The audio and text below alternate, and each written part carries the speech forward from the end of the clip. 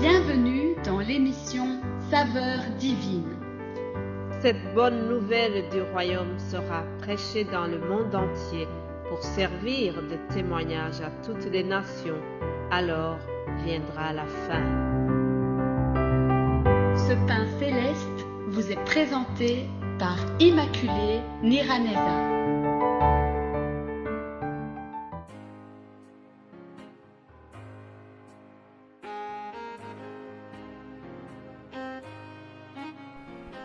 Je vous salue très chers amis à l'écoute de l'émission Saveurs divines.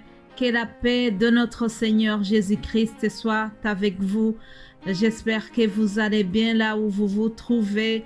Bénissons le Seigneur ensemble. Il nous fait arriver presque au milieu de cette semaine. Alléluia. Vous savez que dans l'émission Saveurs divines, nous sommes sur le thème qui dit « Ne crains rien, ne crains rien ». Jésus-Christ vient nous rassurer. Aujourd'hui, Dieu nous invite à ne pas s'inquiéter. Mon frère, ma sœur qui m'écoute, Dieu te dit « Ne t'inquiète pas ». Il promet de nous soutenir, il promet de venir à notre secours. Dieu, notre Père Céleste, nous promet de nous soutenir et de nous secourir. Dans le psaume 23, David a comparé l'Éternel à un bon berger. Je me permets de lire ce psaume avant de continuer. Lisons ensemble le psaume 23. L'Éternel est mon berger, je ne manquerai de rien. Il me fait reposer dans de verts pâturages, il me dirige près des eaux paisibles. Il restaure mon âme, il me conduit dans les sentiers de la justice à cause de son nom. Quand je marche dans la vallée de l'ombre de la mort, je ne crains aucun mal car tu es avec moi. Répète avec moi, je ne crains aucun mal car Dieu est avec moi. Alléluia. David qui déclare ce psaume rempli de foi, rempli vraiment de certitude. Lui, il a été berger. Lorsqu'il dit que l'Éternel est son berger, il connaît la notion de berger. Je sais très bien que pour ceux qui vivent ici en Europe, cette notion de berger est très floue. Nous ne voyons plus vraiment les bergers qui s'occupent de leurs troupeaux. La notion de berger est plus parlante pour ceux qui sont dans des pays du tiers-monde où nous voyons souvent des bergers qui sont derrière leurs troupeaux, qui s'occupent de leurs brebis. Alors, mettez-vous un peu dans ce contexte, suivant là où vous vous trouvez. Je voudrais juste vous rappeler que le bateau du berger sert à rassurer, il sert à protéger le troupeau. Savez-vous cela? Le bateau du berger ne sert jamais à frapper les brebis, mais il sert à les défendre contre les prédateurs. Savez-vous que nous avons un prédateur qui est toujours en train de rôder autour de nous? Oui, chers amis, la parole de Dieu nous dit que le diable rôde comme un lion rougissant, cherchant toujours qui dévorer. Heureusement que nous avons le bon berger, Jésus-Christ, qui est toujours en train de nous protéger contre ce prédateur. Ce matin, je suis venu encore une fois te rappeler que Jésus-Christ nous conduit, Jésus-Christ est toujours prêt à nous défendre. Je sais que lorsque les choses s'agitent autour de nous, lorsque tout nous échappe, lorsque nous avons la peur qui commence à nous envahir, des fois cette peur génère toutes sortes de questions. Ah oui, les disciples ont eu tellement peur lorsqu'il y a eu la tempête dans la barque. Alors, il y a eu des questions. Ils ont posé cette question à Jésus qui dormait dans le fond de la barque. Ils ont fait comme une reproche en disant « Mais Ne t'inquiètes-tu pas qu'on périt? Ah, c'est une question remplie de reproches. Ah, la même question de reproche est posée à Jésus.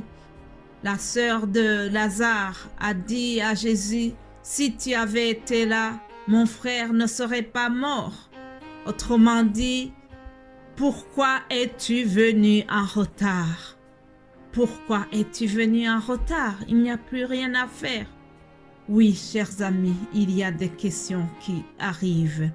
Qu'est-ce que je vais faire? Comment vais-je m'en sortir? Que vais-je devenir? Qu'allons-nous devenir? C'est une telle question que la femme de Job se posait. Il arrive que ces questions sont accompagnées par la peur, une grande peur qui grandit en nous. Et la peur devient une incertitude. En effet, la peur nous pousse à ne plus avoir confiance du tout. Alors, il y a aussi des souvenirs très douloureux qui peuvent revenir à nous. Et ces questionnements que j'ai dit précédemment, les mêmes questions, elles peuvent devenir vraiment des affirmations. Alors, on commence à se dire dans sa tête, oui, je n'y arriverai jamais. Oui, c'est impossible de réussir cet examen. Oui, je sais que ça n'ira jamais dans ma vie. Je n'ai plus d'espoir. Vous voyez, ça, ce sont des affirmations qui arrivent lorsqu'on n'a plus l'espoir, lorsqu'on ne sent plus la présence de Jésus-Christ, lorsqu'on n'entend plus cette voix de Dieu qui nous dit « Ne crains pas, je suis avec toi ». Alors, mon frère, ma sœur, si tu vis de telles choses en ce moment, Jésus s'approche de toi. Il pose sa main sur toi. Oui, Jésus vient et il veut poser sa main sur ton épaule et il te regarde avec beaucoup d'affection. Oui, Jésus est plein d'affection, chers amis. Et il vous dit, c'est moi, je suis là, n'aie pas peur. Tout pouvoir m'a été donné dans le ciel et sur la terre. Alléluia, alléluia. Je ne te laisserai pas seul. Je te fortifie. Je viens à ton secours. N'aie pas peur, mon enfant. Je t'aime. Je suis près de toi. Je t'accompagne dans ta maladie. Je souffre avec toi. Je suis là. Je ne t'abandonnerai jamais. Alléluia. Alors que nous prions au fond de nous-mêmes, Jésus-Christ vient s'approcher de nous dans cette prière et il veut nous rassurer. Il nous dit, ne crains pas, je suis avec toi, ne promène pas des regards inquiets. Je viens à ton secours. Mes bien-aimés de Dieu, je vous invite à terminer par cette déclaration que nous trouvons dans le psaume 118 au verset 6. Il est écrit, « L'Éternel est pour moi, je ne crains rien.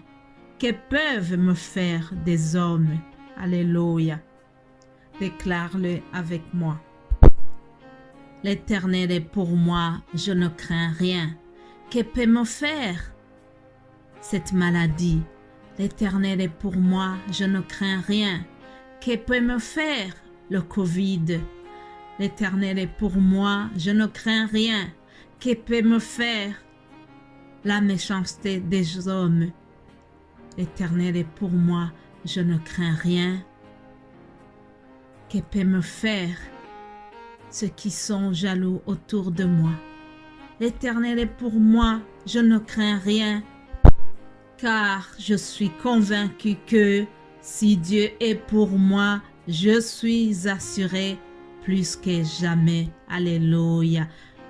Passez une excellente journée, chers amis. Gardez la foi, gardons la confiance en notre Seigneur. Ne craignons rien. Soyons toujours rassurés. Édifiez-nous les uns les autres. Fortifions-nous les uns les autres. Alléluia. Que Dieu vous bénisse abondamment. Je vous aime. Passez une excellente journée. Amen. Amen.